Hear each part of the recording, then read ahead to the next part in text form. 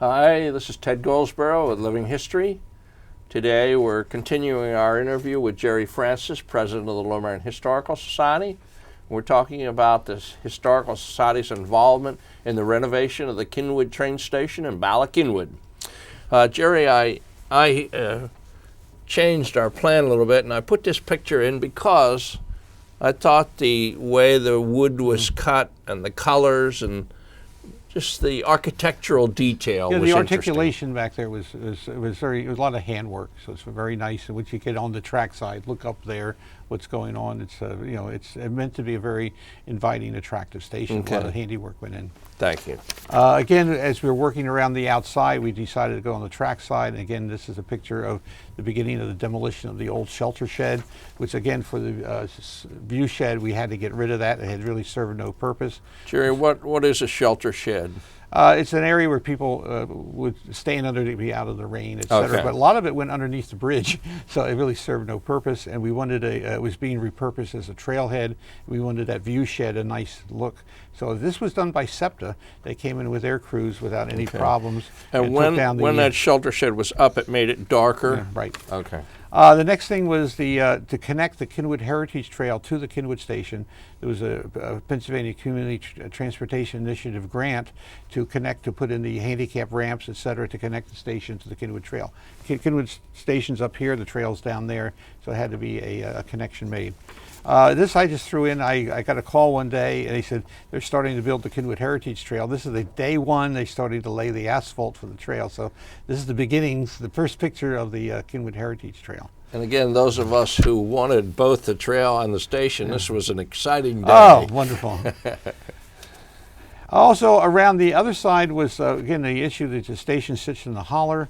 So we was part of the plan was put French drains around it. So there's things here you don't see, but the process continues now as we work around the building. So the French drains are there. And that helped to cut down on moisture in the basement? Okay.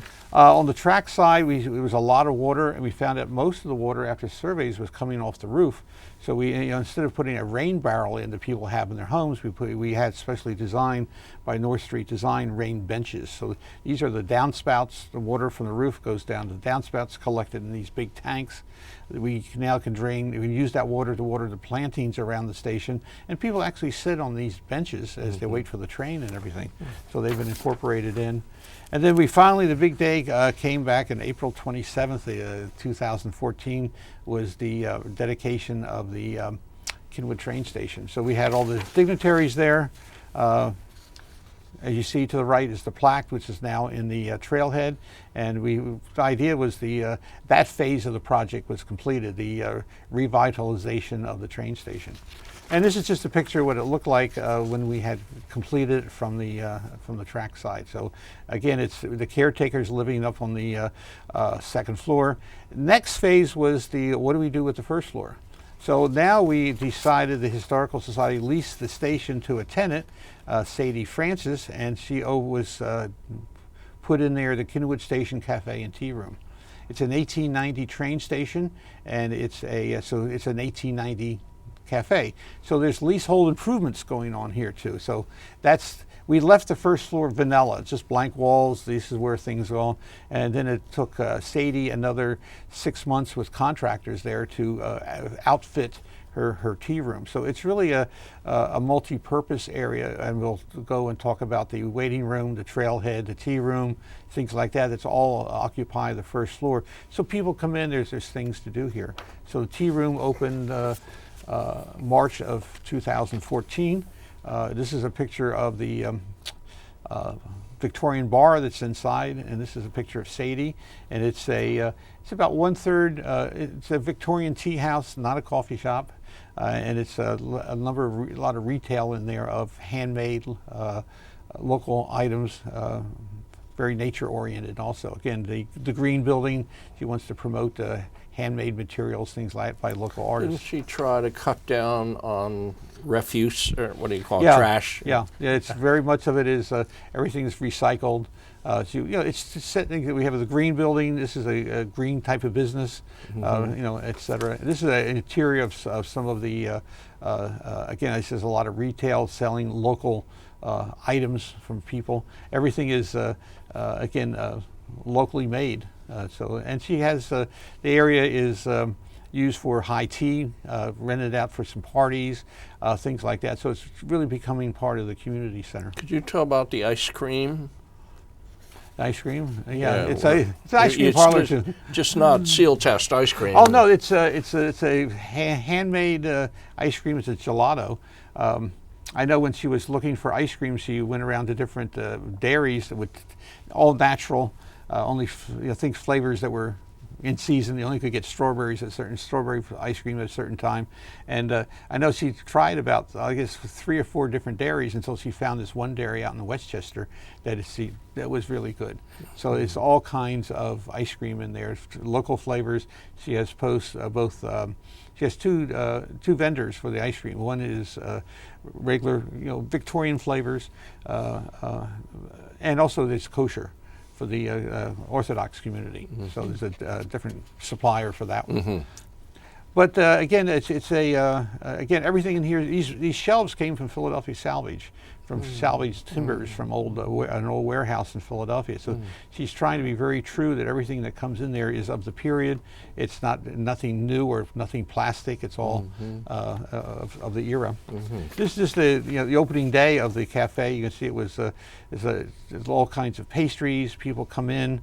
There was a line. Oh, there was a line out the door. It was very good, and it's been, I think, I would say, successful at this point.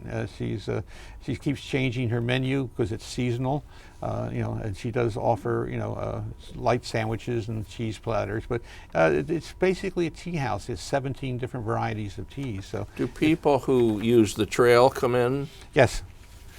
This is. I'm embarrassed about this, but this is the restroom. What happened in the old train station, there was one restroom. It was a little tiny closet that was, for the conductor, it was not very inviting. Mm-hmm. And part of being the trailhead was this is the restroom for the trailhead. So I think the this is the nicest restroom Parks and Rec has in their system. Mm-hmm. Again, it's Sadie has done her job of decorating it with stained glass windows and things of the time. So it's probably the most appreciated amenity along the trail. Didn't the tiles, was there something about somebody donate those? Yeah, the tiles were donated by Brolin's Financial. Okay. A lot of the material was donated by different people. I think another major contributor was Commissioner Paul McElhenney. He was very much involved. That's another segment we could actually do on Paul's involvement, and he donated a lot of the materials he had, and actually volunteered some of his labor that was there. You saw the pictures on the earlier segments how bad the basement looked. Mm-hmm. Part of Sadie's reconstruction was redoing the basement. You can see how we had to actually drywall, paint everything. The Montgomery County health inspectors have to come in and make sure it was dry, neat, and clean down there. Mm-hmm. So it's really a huge transition from crumbling foundation walls to a nice site. Now we leave the cafe and we're going into the trailhead. This was part of the old waiting room, and again the main entrance into the trailhead area is through this little hallway, and it's a community bulletin board. Any not-for-profits, anybody can put up their brochures. There's a calendar of events. It's a meeting place. People come in, pick up the trail maps from the Friends of the Cynwyd Trail, and there's things from the township and things from all different organizations, places to visit, so on and so forth, so people can, it's a bulletin board. Who donated that to us? Again, we were very proud that, things are, we don't like to put things in the landfill. I was actually went into a couple of years ago in the Bala Cynwyd Library, and they were getting ready to shut it down for the renovations and upgrade. And this bulletin board was going to be thrown away. And I went up to Jean Knapp, and she said, she thought of me. She said, "Jerry, do you want my bulletin board?" And I said, "Yeah." So we took the bulletin board out of the library and put it here in the waiting room. And she was very nice about it. Gave us all the holders for it, and so it's been reused. And because they don't have this kind of setup in the new building, they have a different kind. So thank you, Jean Knapp.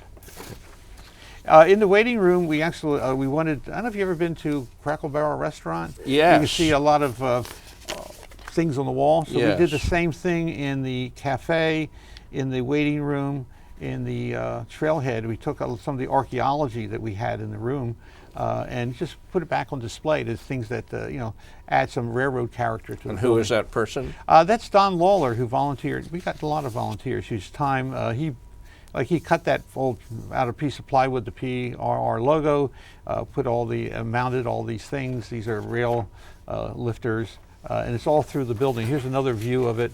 On the other side, we have the Preserve America signs inside. There's 4 of them, and again. It was funny, we talk about anthracite coal, and as people were coming in, most of the younger generation have no idea what anthracite coal is. So Don put up some shadow boxes, and then people didn't know what's the black rocks in the shadow boxes. coal. So then I had put the sign of it, this is anthracite coal. Part of it is the trailhead. It's a meeting of it's a train station, it's a trailhead, Kinwood Heritage Trail.